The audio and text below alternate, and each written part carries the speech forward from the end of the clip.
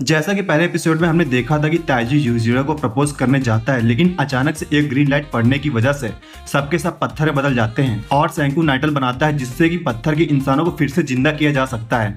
तो doctor stone episode 2 की starting में हम देखते हैं कि जो मिरेकल लिक्विड सैंकू ने बनाया था वो वर्क कर रहा था। तो ताइजू सैंकू को लिवाकर यूजिरा के स्टैचू के पास जाता है, जिससे कि सैंकू यूजिरा को फिर से जिंदा कर सके। तभी सैंकू ताइजू से बोलता है कि एक बार मैं ऐसे ही एक इंसान को जिंदा करने की कोशिश कर रहा था, लेकिन वो मर गया था। क्योंकि टूटे हुए पुतले को फिर से जिंदा नहीं कर सकते ना। तो ताइजू बोलता है कितने गंदे हो तुम। वैसे ताइजू दिमाग का बहुत ढीला है, इसलिए वो सैंकू की हर बात मानता है। तभी सैंकू जैसे ही यूजिरिया के ऊपर मिरेकल लिक्विड डालने जा रहा होता है तो ताइजू सैंकू की आंख में उंगली घुसा देता है, मतलब मेरी भाषा में आंख गुलक देता है उंगली से। क्योंकि ताइजू बोलता है अभी यूजिरिया ने कुछ भी पहना नहीं है, इसलिए अभी उसे मत जगाओ। ताइजू कहता है जब मैं यूजिरिया को कैंप लेकर जाऊंगा और उसे कपड़े पहनाऊंगा तब तुम इसे जगाना। और फिर यूजिरिया को ताइजू अपने हाथ में उठा लेता है। तो सैंकू ताइजू से बोलता है कि तुम्हें यूजिरिया की मूरत तुम्हें भारी नहीं लग रही क्या?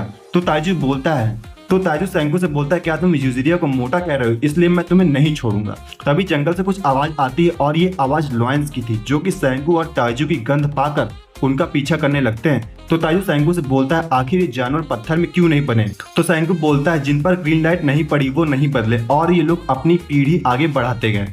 तभी सैंकू और ताइजू को बचने का कोई उपाय नहीं आता, इसलिए ताइजू सैंकू को आइडिया देता है कि हमें सिर्फ एक ही आदमी बचा सकता है और वो है हमारे टाइम का सबसे ताकतवर लड़का, जिसका नाम सुकासा सिसियो है। फिर ताइजू यूजिरा को एक जगह रख देता है और फिर सैंकू ताइजू को सुकासा पर मिरेकल लिक्विड डालने को कहता है। तभी लिक्विड डालने के बाद हम देखते हैं कि सैंकू और ताइजू को 3 शेरों ने घेर रखा है। तभी सुकासा का पत्थर टूटने लगता है और सैंकू सुकासा से बोलता है पहले हमें बचाओ फिर सब मैं बताता हूँ। तभी सैंकू की तरफ एक शेर हमला करता है तो सुकासा उठता है और एक ही मुक्के में शेर को ढेर कर देता है। तभी सुकासा सैंकू से बोलता है अब से तुम्हें सेफ रखने की जिम्मेदारी मेरी है और मैं वचन देता हूँ। तभी सुकासा लॉयन का फ्लैश निकालने के लिए सैंकू से चाकू मांगता है और इधर सैंकू ताइजू से चुपचाप कहता है कि ये तो बहुत ताकतवर है और आज के टाइम पर इसे हराना असंभव है, क्योंकि हमारे पास मॉडर्न हथियार नहीं है जैसे कि गोली, बारूद, गन्स।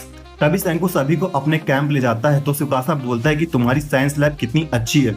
तभी सुकासा बोलता है आखिर तुम लोग रोज क्या खाते हो? तो सैंकू बोलता है मशरूम या हरी सब्जी और बहुत मुश्किल से खरगोश, अगर कभी मिल गए तो। तभी ताइजू बोलता है मैं तो जी भर के नॉनवेज खाना चाहता हूँ। तो तभी सुकासा जंगल जाता है और जानवरों, मछली, चिड़िया जो कुछ भी मिलता सबको मार कर सैंकू के पास ले आता है। और सुकासा सैंकू से कहता है कि मेरे रहते हुए आज के बाद तुम लोगों को खाने की कोई भी चिंता नहीं करनी पड़ेगी। तभी सैंकू सभी चीजों को भून रहा होता है, तभी अचानक से सुकासा एक पत्थर पर मुक्का मारता है और वो पत्थर चूर चूर हो जाता है। तो सैंकू बोलता है सुकासा तुमने ऐसा क्यों किया? तो सुकासा बोलता है कि पत्थर में एक लड़की फंसी हुई थी, इसलिए मैं उसे निकाल रहा था।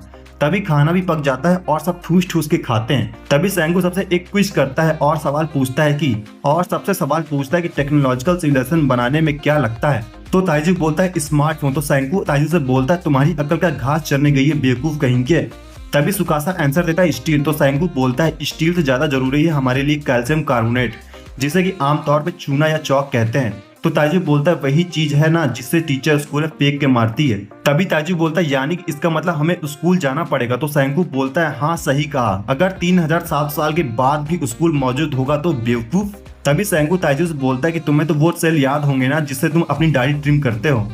सैंकू बोलता है कि अगर हम सेल्स को पाउडर बना ले तो वो चूना का काम करेगा। तभी ताइजू सेल ढूंढने के लिए निकल जाता है। तभी सैंकू कैल्शियम कार्बोनेट के 4 फायदे बताता है। तो पहला फायदा यह है कि अगर हम चूना एग्रीकल्चर में मिलाते हैं तो इससे जितने भी जमीन में हाइड्रोजन आयंस होते हैं वो निकल जाएंगे, जिससे कि मिट्टी उपजाऊ बन जाती है। और दूसरा फायदा यह है कि कंस्ट्रक्शन में, क्योंकि अगर हम रेत के साथ चूना मिलाकर पकाएंगे तो हमें सीमेंट मिल जाएगी। और तीसरा फायदा यह है कि साबुन पर चूना का यूज होता है। और फिर तभी ये सब सुनने के बाद सुकासा सैंकू से बोलता है कि तुमने कितनी कम समय में सब कुछ कितनी आसानी से समझा दिया। तो सैंकू सुकासा से बोलता है कि सामने वाले इंसान के मुंह पे उसकी तारीफ करने वाले लोगों के इरादे नेक नहीं होते। तो सैंकू सुकासा से बोलता है आखिर तुम्हारा इरादा क्या है? तो सुकासा बोलता है कि कुछ नहीं मेरे दोस्त, मैं तो अच्छा इंसान हूँ। तभी ताइजू आता है और सैंकू से बोलता है कि तुमने कैल्शियम कार्बोनेट के 4 फायदे बोले थे, तो तुमने चौथा तो बताया ही नहीं। तो सैंकू बोलता है मैंने तो बस 3 फायदे बताए थे बेवकूफ कहीं के। इसका मतलब यह है कि सैंकू सुकासा से कुछ छिपाने की कोशिश कर रहा है। तभी सब सो जाते हैं और सुबह होने के बाद सभी को हम बीच में देखते हैं, जहाँ सुकासा अपने पास्ट के बारे में बताता है दोनों को कि एक लड़का सेल्स का नेकलेस बना के अपनी बीमार बहन को देना चाहता था, लेकिन एक शराबी आदमी उसे बहुत मारता है, जिससे उस लड़के के चेहरे में निशान पड़ जाता है और वो अपनी बहन को सेल्स का गिफ्ट नहीं दे पाता। तभी सुकासा एक पत्थर की मूर्ति को तोड़ देता है तो सेंकू सुकासा से बोलता है, तुमने आखिर ऐसा क्यों किया? तो सुकासा सेंकू से बोलता है, मुझे पता है मैंने क्या किया है। तभी सुकासा सेंकू से बोलता है कि हम लोग सिर्फ जवानों को जगाएंगे, क्योंकि अगर सबको जगा दिया तो फिर से पूरी दुनिया वैसे ही झगड़ने और बुरे काम करने लगेगी। तो सेंकू बोलता है, मैं टेक्नोलॉजी को पसंद करने वाला लड़का हूँ, मुझे साइंस, स्पेस और नई खोज अट्रैक्ट करती है, इसलिए मैं सबको जिंदा करूंगा। और एपिसोड यहीं खत्म हो जाता है। तो क्या सुकासा और सेंकू में अब युद्ध होगा? ये जानने के लिए चैनल को लाइक और सब्सक्राइब कर दीजिए। मिलते हैं अगले वीडियो में। धन्यवाद।